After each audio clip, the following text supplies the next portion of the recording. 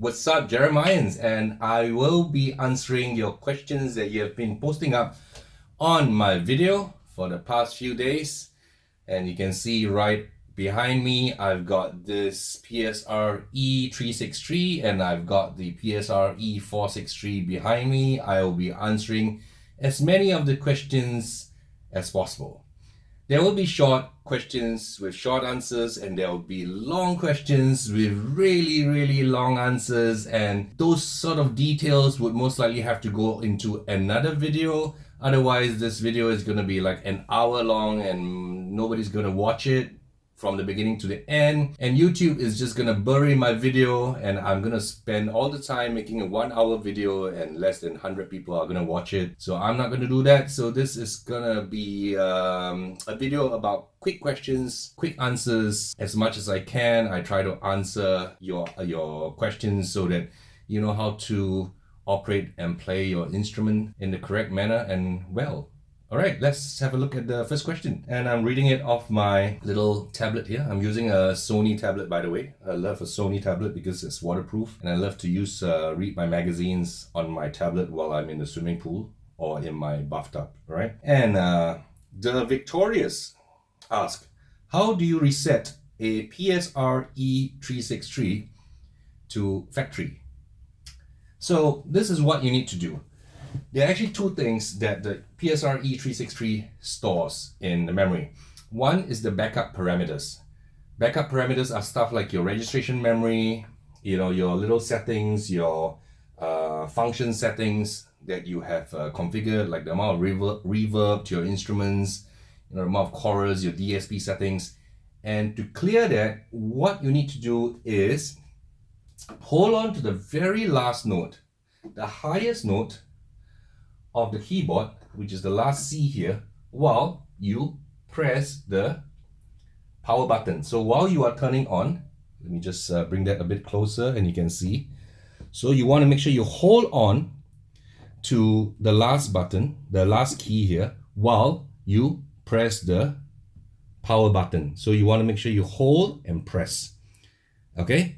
And that only clears the backup parameters, but it does not clear songs that you have downloaded from the internet and styles that you have created, downloaded from the internet, and songs that you have recorded.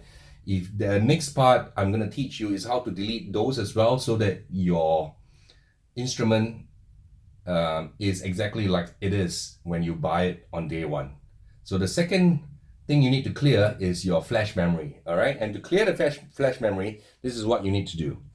You need to make sure you hold on the last white key, and you need to hold on the 3 black keys. So 3 black keys and the white key, and at the very same time, right, at the very same time, you want to make sure you press and hold the power button at the same time.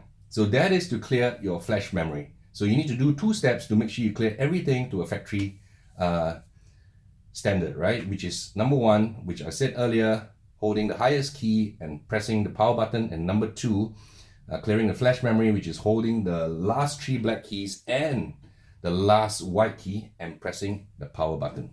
And the next question is with regard to the PSR-E463, and George W asks if the transpose function works when you are using the sample voice. Yes and no, George. Why?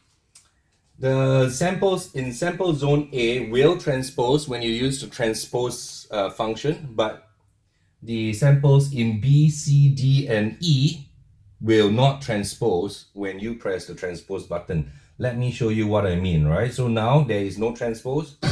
I'm playing this note. Let me show you this note. Okay. Now I'm going to play the same note, but I'm going to transpose it higher. I'm playing the same note. You see that? So it's transposing. But for the higher zones, it will not transpose. I'm now transposing a few semitones up and it still doesn't transpose. Alright? So I hope that answers your question. And George has another question. How many seconds can you record a sample in each zone in the PSR-E463? You can actually record up to about 9.6 seconds, I believe. Yeah, 9.6 seconds in each zone. Phantomas 21000 ask, what is the link between the PSR-E363 and the PSR-EW400? So basically, the PSR-EW400 is essentially the PSR-E363, but with 76 keys instead of 61 keys. So it's really a longer version, and it's more for those who prefer to use piano sounds more often. It also has one additional piano sound, which is the live grand piano, and it supposedly sounds better. I have played on the EW300 as well as the EW410. I don't think the additional grand piano sound is really much better compared to, for example, the CLP Clavinovers or the CVP Clavinovers with the CFX Grand sound samples. I mean, those are the good sound samples. So unless you need the extra keys, you know, I would say that the PSR-E363 is more than sufficient, especially if you're a bit beginner, right? The next question from Naman Gaur, I hope I got your name correct, right? Says, I think my Yamaha PSR-E453 grand piano sound is irritating as compared to the i425. How can I make the voice more melodious? All right, the thing is that how a sound sounds is really subjective. Someone might like this sound to be brighter, someone else might like a more mellow sound, some like a more resonant sound, and others might like a sound with a quicker decay, for example, right? So what you want to do is, especially on a keyboard like the E453 and the E463, there are actually parameters that you can actually play with to make the sound the way that you like it and the way that you want it, right? So if, for example, if I'm playing a slow song, I like a more mellow sound, and if I'm playing over a very busy accompaniment, I might like a brighter sound. When you press the function button, you can actually adjust things like the amount of reverb. What I like to adjust is the amount of reverb. You might want to make it a little bit more resonant by putting in more reverb, 50 for example, you know. And you want to move to I wouldn't use chorus because it would distort the sound and you will not like the sound. So attack is how quickly the sound starts playing the minute you hit the key. So that is the amount of attack. So if you want a lot more responsive sound, you just want to dial up the attack a lot more. And release is actually the decay rate, right? After you release the key, how long is the sample gonna resonate for? So you can adjust that to get the kind of sound that you want. And the cutoff is also one of the parameters you want to play with. Resonance, I like to play with the resonance as well. So essentially what you want to do is that you want to tweak the sound using the reverb, right? Using the attack, the release, and the cutoff, and the resonance. Play with the parameters until you get a sound that you like, because the sound that I like may not be the sound that you like.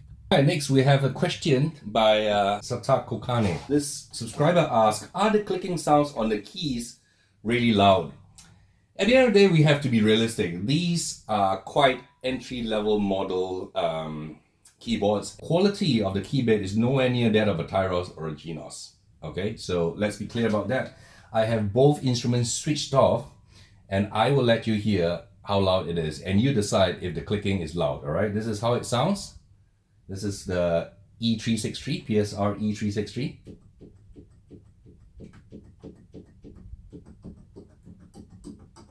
So this is how it sounds, the clicking sound, right? And now I'm gonna let you hear the E463. For sure, the E463 sounds better. There's less of a harsh keyboard sound to it. The E363 sounds, you know, there's more noise to the clicking sound, but both to me are acceptable. If you're recording your audio in the correct way and you're using a USB output to record it to your computer or to your Android phone or your iPhone or iPad, the clicking sound is irrelevant because you will not hear any clicking sound no matter how hard you hit the keys, because you'll be getting pure digital audio. So to me, I feel that the clicking sound is not a concern to me. What I go for is more of the feel of the keys, all right? I hope you heard how it sounds like and that answers your question. Another one of my faithful subscriber who has been viewing my videos and giving great comments. Thank you very much. You know, you're a great person. Lyric start, and he or she asked me, which of the two keyboards do I like? That is his question. What I want to say is that the E363, the PSR-E363 presents an extremely good value for money, all right? For the amount that you pay, it is extremely good value for money. I paid not more than Singapore dollars, $300 for the E363, which is really, really good value for money, considering the fact that it takes batteries, is really light, it has a decent sound, it has a decent quality speakers, and it's really great to carry around. So if I'm going on a little holiday, I'm taking on a road trip to Malaysia, to Thailand, I would just chuck my E363 in the car and I can play songs and entertain myself, entertain my family and friends with the E363. Whereas the E463 has a little bit more professional functions, I would say, things like the groove creator, sampling, not stuff that you will use every day, but it has greater speaker as well. But the downside is, of course, it costs more. So it's at least another $100 more. So whether or not you need the functions, that is a question you have to decide. But personally, both keyboards each has its place. I have a lot of keyboards at home. I have the E435 as well. I have the PSR-S550. I have a Tyros. I have a Clavinova CLP675, I think, as well. You know, and I'm always getting new keyboards. I've got the Casio SA76 and the Casio SA46 as well. A couple of melodicas. I've got a lot of instruments at home. So every instrument serves its own purpose. So there is no real favorite. But in terms of portability, I really like the E363. I like it. Great price, decent quality, extremely portable. And next, we have questions from Maria Cornell, and she has 5 questions.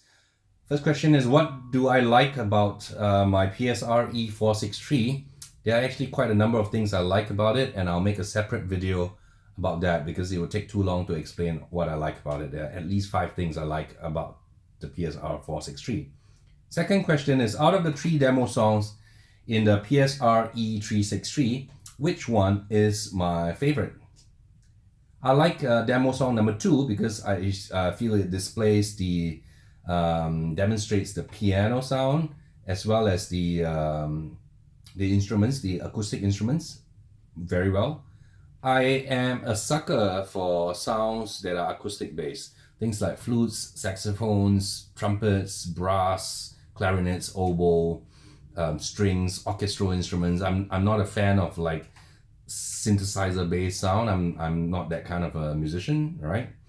So I think demo song number 2 demonstrates that quite well in the PSR-E363. What is my favorite style in the PSR-E363? This is a good question. I play quite a bit of jazz ballads kind of music, and the style that I actually like is always the bossa nova beat. I like to play jazzy bossa nova songs. So in all the different Yamaha keyboards and Casio keyboards and the Korg keyboards that I play, first thing I always look out for is the bossa nova beats. So my favorite is always the bossa nova beat. But I like to create my own styles. If you own the higher range series like the S975, S775, the Tyros, the Genos, you can actually create your own styles, or you can actually take a preset style and change it and tweak it to what you like and make it suitable for the particular song you're playing. So the best style is actually my own created style. I mean, it's of course it will suit your song best, you know, but in terms of the preset, I love Bossa Nova. Question 4. Do you prefer the PSR-E353 or the PSR-E363? That's a very good question, but it's quite obvious because for that kind of price and you've got more styles, more sounds, slightly better amplification, build quality seems to have improved as well, screen legibility has also improved, definitely the PSR-E363. Question number 5. After the 8-beat styles, can you play the 16-beat styles on the PSR-E363? I'm assuming you want me to demonstrate all the 16-beat styles on the PSR-E363. Let me just have a look how many there are. 16-beat. Oh, okay, there are 6 of them, right?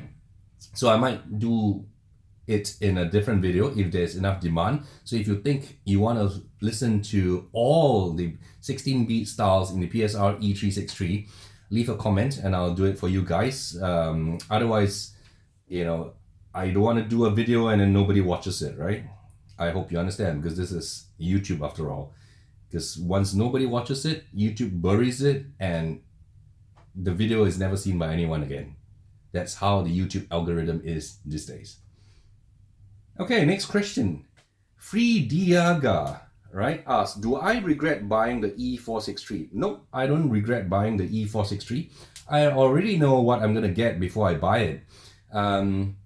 Yeah, I love Yamaha keyboards and I think they are great value for the price that they are sold at. When I was a teenager, I played on the Yamaha Electrons, which were really expensive.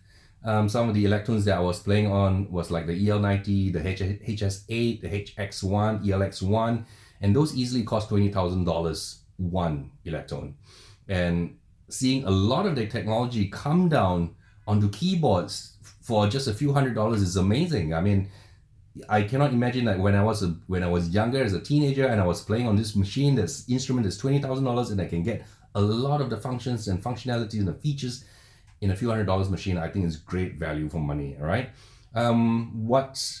She also asks, what other brands do I use and which one do I prefer? I use Korg brand as well, and occasionally the Casio brands, simply because my student uses it. Okay. I've used Roland once or twice. Let me tell you in another video what I think about the difference between Korg, Roland, Casio, and Yamaha, because it's gonna be a very long video if I were to talk about this, right? So if you guys want a video where I talk about the 4 different brands and the different models of keyboards I've used and my comparisons between all these brands and models, leave a comment, and if there's enough comments supporting me to do that video, I will do that video for you. All right, I think it's exciting time because the CTX range in the Casio, in the new Casio, is extremely interesting, and Yamaha better pull up its socks and get in the game quick, improve itself, and wow us with the new PSR S675. Otherwise, Casio is going to get quite a bit of market share. And Freedia has also asked me to make the videos for all the buttons in the PSR-E463. I will be doing that, but not in this video. Going through all the buttons will take a long time because every button, it doesn't just necessarily only do one function. So as you press that, there might be other parameters that we need to tweak, and it's going to take a while to do that video. I will make it in a separate video. And Snehal Samapit asks, right? He asks, which keyboard, 363 or 463, has a more melodious, heart-touching piano sound, given that sustain is on both? Frankly, I don't like the sound of the piano with the sustain on the PSR-E363. If you're buying the PSR-E363 to use as a piano with a piano sound with the sustain pedal or with the touch panel sustain on, it sucks. So don't do that, right? On the PSR-E463, it's still bearable, right? With a sustain pedal, but you want to get the correct sustain pedal, right? You want to get a sustain pedal that's the metal one, right? Not just the small tiny one. I believe that's called FC4. and then the piano sound is reasonable. All right, I'm coming from a clavinova guy. You know, I'm a clavinova guy. I play the CLP 675, which has the latest CFX sound sample. So frankly, after playing that, everything else just sucks. All right, and every single week I play on a lot of really expensive grand pianos. I have students with $200,000 grand piano, and I have quite a number of students with grand piano. I think I have at least 9 or 10 students with grand pianos. And once you play on a grand piano, frankly, all other piano sucks. And Jesus M asked, is it worth spending more money on PSR-E453 instead of the PSR-E363 being a beginner? If you're a beginner, please just get something affordable, get the PSR-E363, because once you get better in 1 year or 2 years time, a new model is going to come up, and then you think about upgrading to a new model because you can use the instrument better, you know the features better, you can control the instrument better, right? It's no use buying a good instrument, it's no use buying an S series or an S975 if you're just starting out, because by the time you're good enough in 2 or 3 years time, a brand new model with new features, and all this will be available at a much lower price. Okay, so just get the PSR-E363 if you're a beginner. Get it, learn on it, be good on it, get better on it, and then when you're ready to upgrade in 2 years time, you can sell your PSR-E363 or use it as a backup keyboard or as a portable keyboard you bring around, and you're not worried about like knocking it about, and then you get a proper good arranger keyboard. Alright, CNC Loft asked if I can make a video on all the buttons on the E463. Yes, I will. It would be a separate video because it's going to take too long. On the Yamaha E463, how do you use the split button? Okay, all you need to do is this, right? First, let me just bring that closer. So to use the split button, all you need to do, this is without split, after you turn it on. So you just need to press the split button to turn it on. It will show on the screen as split, and you want to press and hold it, and it will ask you to select your split voice. So in this case, I will select a split voice of an acoustic bass. And after you've done that, on one side will be the acoustic bass that I've chosen for the split voice. I'm not sure if you can see that. Let me just put that a bit further away and you can see that. And then on the right hand will be my piano.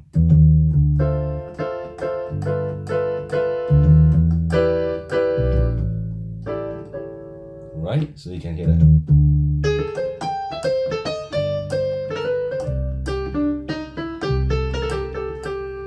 Okay, hope that answers your question. The next viewer, Buska100, asked, I would like to know how to use the USB to connect to a computer to use my computer's MIDI programs using the PSR-E363 as a MIDI controller. Let me tell you the quick way, all right? Because if I were to really go through this whole thing of using this E363 as a MIDI controller, is going to take a massively long time. So there are, if you're just going to use it as a MIDI controller, there are other videos out there which will detail to you how to use different MIDI programs and using a keyboard to control the MIDI programs on your computer. But to connect your computer to your E363, all you need to do is get a printer cable, all right, connect it via USB, and then you go to Yamaha's website, download the MIDI driver. Don't download the audio driver, but download the MIDI driver, which that is for your model, which is the E363. Install it on your computer, and there are actually literally hundreds of MIDI programs out there. You can choose whichever you are using, whether you're using Cubase or using Ableton.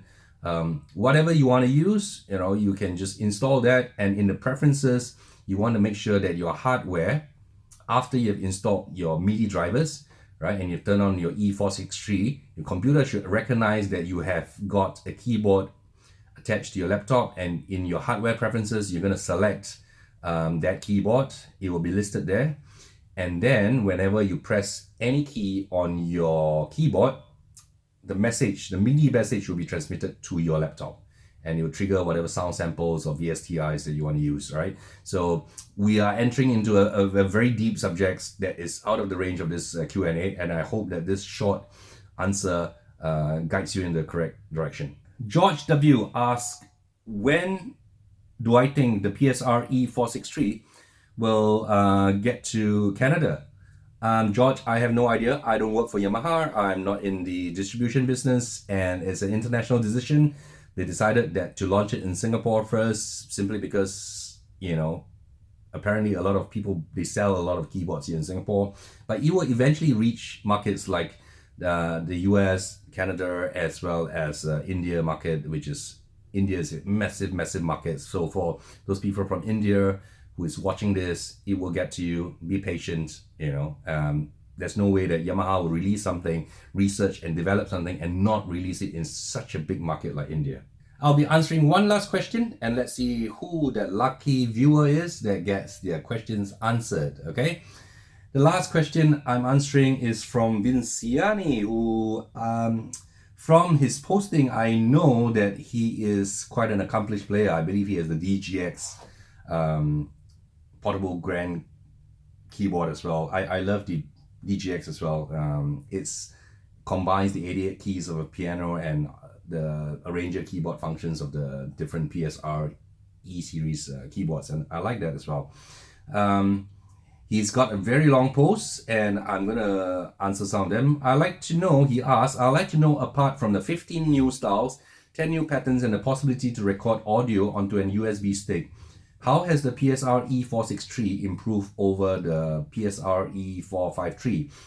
Okay, the sound quality has definitely improved. Amplification is much better. The EQing on the speakers, you can hear a definite difference. All right, I have the E453, yes, and this 463 definitely sounds much better. The quality of the set is a lot better as well. The plastics used is better. The buttons has a more tactile feel to it. It's also quicker. It's quicker to load up, and then when you plug in a USB stick, you are asking, the styles load more quickly. Whether a style looks quick or not from a USB, it really depends on the size of the style files, right? and audio files and all this kind of stuff. So it's really very relative. Okay, are the DSP better? I would say that it's a hit and miss thing. You know, it's hard to really try to imitate a DSP effect like on a full-blown synthesizer like one of the Nords or the Yamaha Montages synthesizer. And Vinciani also asked, I would very much like to listen to the main organ sounds played without and with the Leslie effect applied to this, and see if it's possible to mimic an Hammond organ. There is no way the PSR-E series is going to mimic a Hammond organ. No way at all, right? It's nowhere near, because firstly, stereo separation isn't there. You're not going to get the nice swirl of the Leslie speakers that's rotating. I come from an organ background, played some Hammonds, and you know, all this don't come anywhere near. Even if you buy a Tyros or a G-Nos, it doesn't come anywhere near. You know, maybe if you get a Nord, you know, that's, you know, you might get close to that, right? I'd like to listen to a few styles and dance patterns with and without a DSP applied to them on the 463. Okay, I'd like to do that on a separate video if I have time, because it's going to be a long video and I have to make sure that people are going to watch it, as you will also like to listen to the various styles, the new styles in a real song. Okay, I'll try to do that and see if I can find songs that fits that. Vinciani would also like to know whether it's possible to connect an iPad to the PSR-E463. Yes, it is possible, but I haven't tried that. There are examples of videos of others who have connected the iPad to their E series, and it will be the same. I don't see fundamentally anything very much the same as that. I don't own any of Apple's products, so I am not the best person to answer that question for you. And Vinciani also asked if I can play some of the instruments in the PSR-E463 which are not found in the previous model, especially the sweet harmonica, sweet trombone, and the difference between the sweet flute and the sweet classical flute. Good questions. I will be doing that in a separate video. And that's all for the Q&A. I hope you guys like it, and give this video a thumbs up, smash that notification bell button, leave your comments, subscribe, and I'll see you again. Bye-bye.